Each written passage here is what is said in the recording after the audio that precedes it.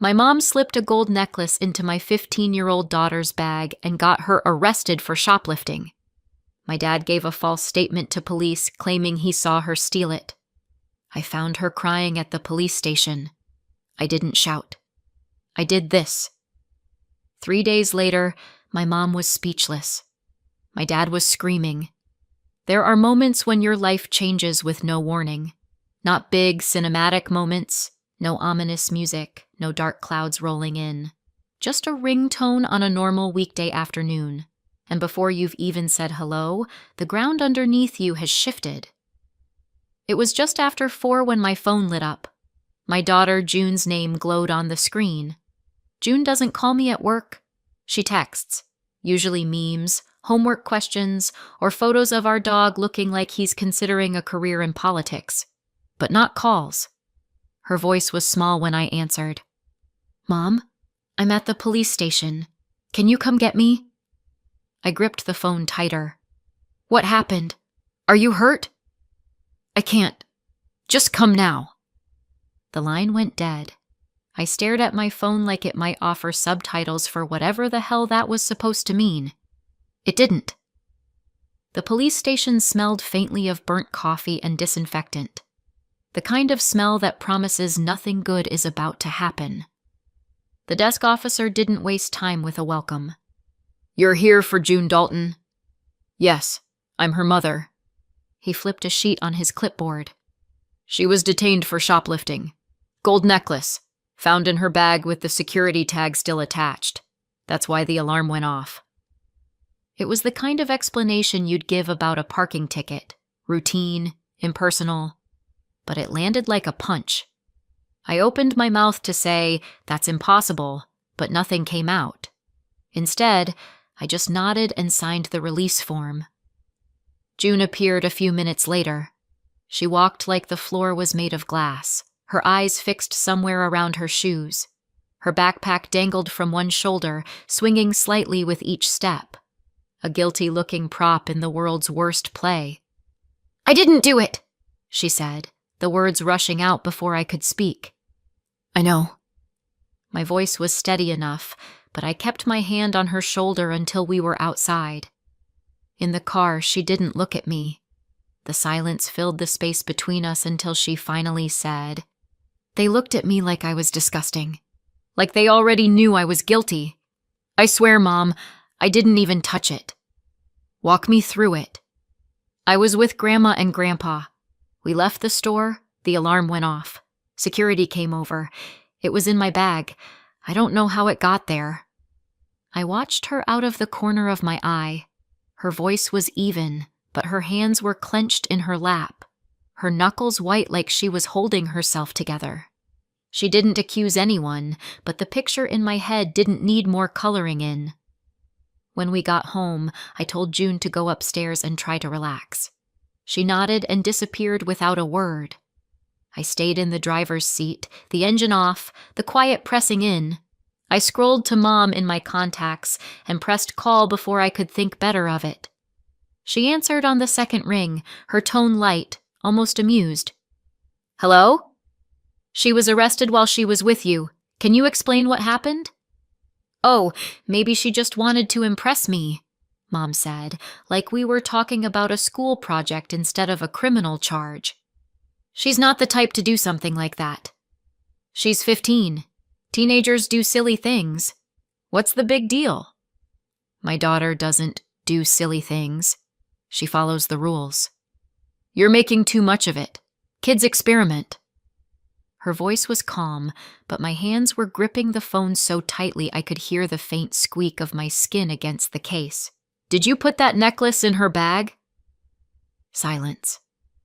Long enough for me to hear a faint sound in the background. Maybe her shifting in her chair. Maybe nothing. "You're making a huge deal out of nothing," she said finally. I didn't argue. Not because I believed her, but because I knew if I started, I wouldn't stop. At the time, I thought I understood what had happened. That was my first mistake. Families like to tell themselves they have quirks. In ours, the quirk was that my mother stole things. It wasn't desperation. We were middle class, comfortable.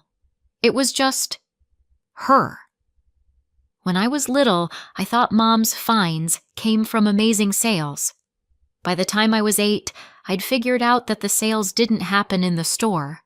They happened after she slipped something into her bag. My younger sister Leona thought it was hilarious. She'd tag along on these little adventures and copy every move. The two of them were a team. I wasn't part of it. Leona was the favorite from the start, not because she was prettier or smarter, but because she was fun. She'd break the rules, take the dare, push the line. I was the opposite. If the sign said, "Keep off the grass," I kept off the grass. Mom and Leona would come home laughing, full of inside jokes. I'd get told I was too serious or no fun. My dad didn't join in on the stealing, but he also didn't stop it. He'd just shrug and say, "That's your mother," like it was a charming flaw. It's one thing to live with a charming flaw. It's another to grow up in a house where the rules apply to you, but not to everyone else. As I got older, Mom slowed down. Or at least, I thought she did. She had court-ordered therapy once after getting caught, and we all pretended it had fixed her, but every so often she'd drop a comment about the thrill in a way that made me wonder. Still, I kept the peace. I visited. I brought my husband, Rowan. When they retired, I even helped with their mortgage so they could stay in their house. I wasn't blind to the favoritism, especially after Leona and I had our daughters, born the same year. Astrid, Leona's girl, became the new favorite. She was bold, a little reckless, exactly Mom's kind of kid. My daughter, June, was not. She was like me. Thoughtful, careful, a rule follower to the bone. June's love for rules wasn't about fear. She actually believed in them. If she told you the speed limit, it wasn't to be a nag. It was because, in her mind, order made the world safe. By the time she was 12, she'd decided she wanted to study law. She started devouring crime shows, analyzing courtroom scenes, pointing out procedural mistakes like she was born with a badge. So when she discovered the Police Explorer program, it was like someone had built a dream just for her. It was competitive. Interviews, background checks, the works. But she got in. And she was thrilled. For months, it was all she talked about. At Sunday lunch, she'd beam across the table explaining ride-alongs and evidence collection. Astrid would roll her eyes. Mom would smile politely, but it was a tight smile, the kind you use when you're waiting for someone to change the subject. I didn't think too much of it. Families are complicated. Then June went shopping with Mom and Dad. You know the rest. That was the moment I realized the favoritism, the inside jokes, the quirky shoplifting. None of it was harmless. It was a system, and my daughter had just been dropped into it. If I'd seen what was coming next, I would have braced myself. But that's the thing about family. You always think you've already seen the worst.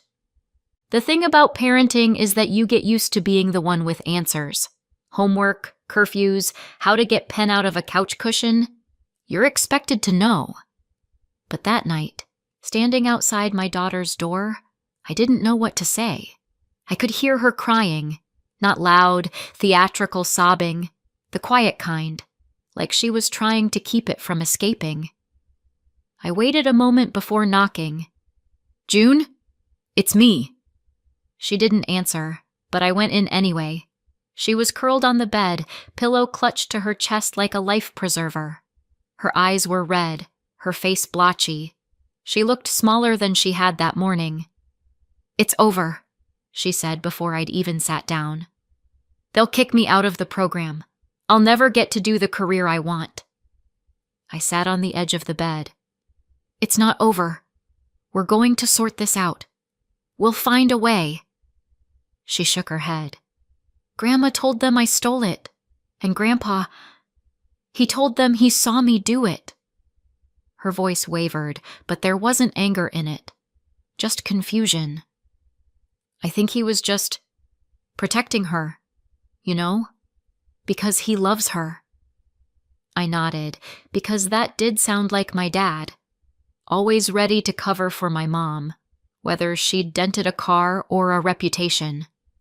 They said the necklace still had the security tag on it. That's why the alarm went off. That was interesting. My mom wasn't sloppy. If she wanted something out of a store, she'd find a way to get it out without an audience.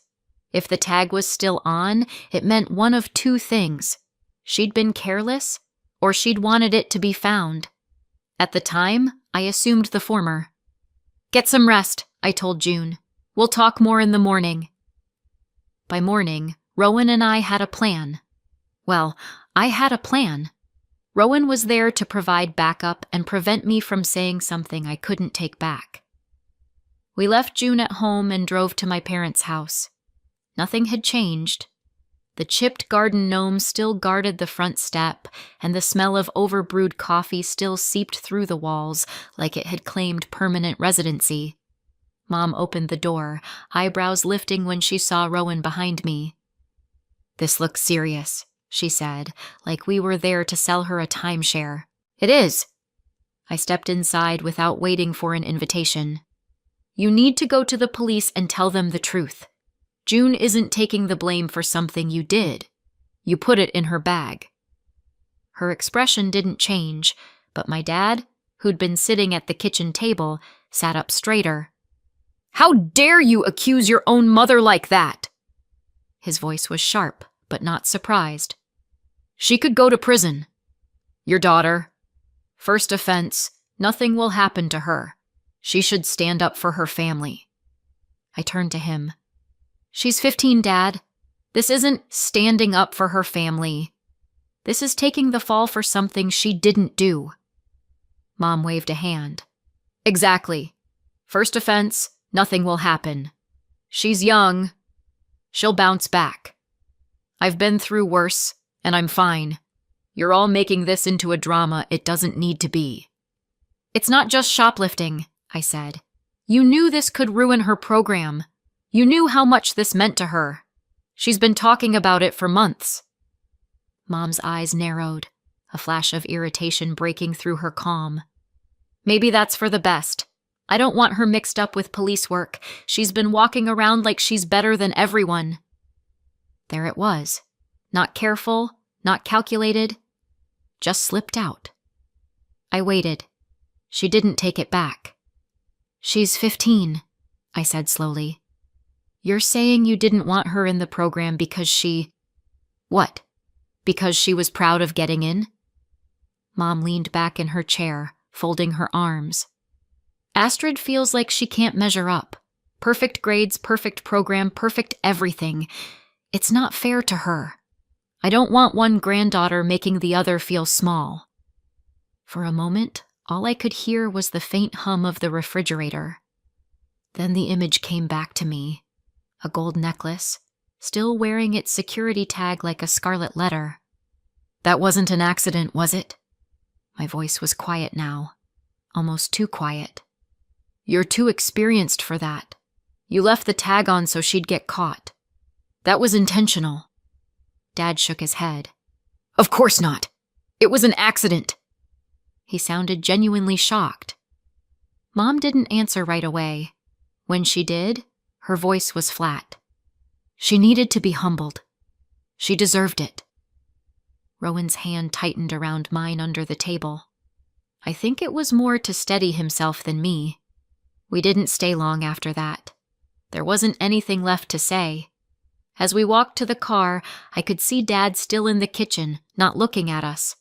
Processing, maybe, or deciding what story he was going to tell himself about what had just happened.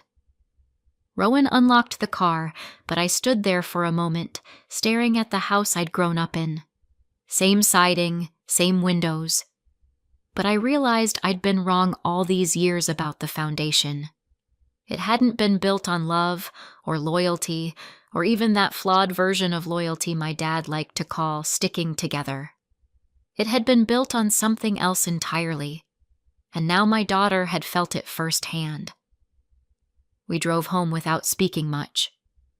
Rowan kept glancing at me, probably waiting for me to break the silence, but I didn't. When we pulled into the driveway, I finally said, "She didn't even try to deny it." Rowan just nodded.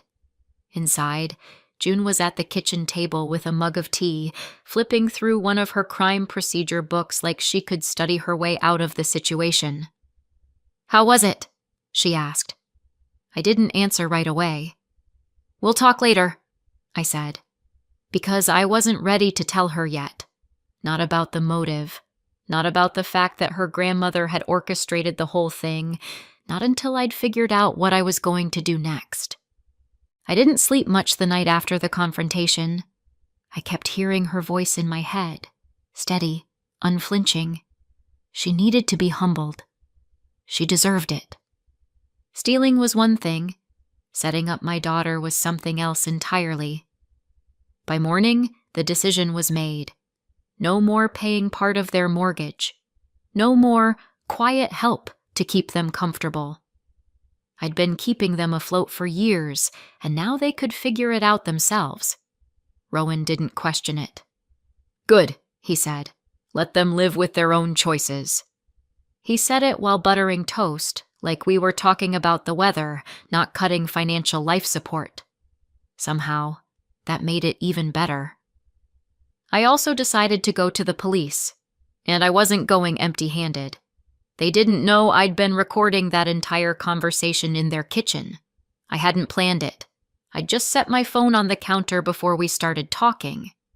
Maybe it was instinct, or maybe I just know my mother well enough to expect something worth remembering. But I had everything. Mom admitting she put the necklace in June's bag, saying my daughter needed to be humbled. Dad's startled denial. The next day, Rowan came with me to the station. We didn't speak much in the car. It wasn't the kind of errand you make small talk on. I gave them the recording, explained what had happened, and left. No one told me what would happen next. That's not how it works. You hand it over, they say they'll look into it, and you go home wondering how long it will take. You also spend the ride back trying not to think about how many times you've been in situations where "we'll look into it" really meant "we'll file it and forget it." I didn't have to wait long to know they'd made contact. That afternoon, my phone rang. "How could you do this to your own mother?" Mom's voice was sharp, almost shaking. "You planted evidence on your granddaughter. You're making this a bigger deal than it is. It's a gold necklace and a false police report, not forgetting to water someone's houseplants," I said, and hung up. Then my dad called. "You need to fix this," he said. "Fix what?" "You know what. She's your mother, and she's older now. This could be serious for her. She's a repeat offender, Sylvia. One more conviction and she might actually end up in jail. You want that for her?" "She's June's grandmother," I said. "That girl should be standing up for her family, not tearing it apart.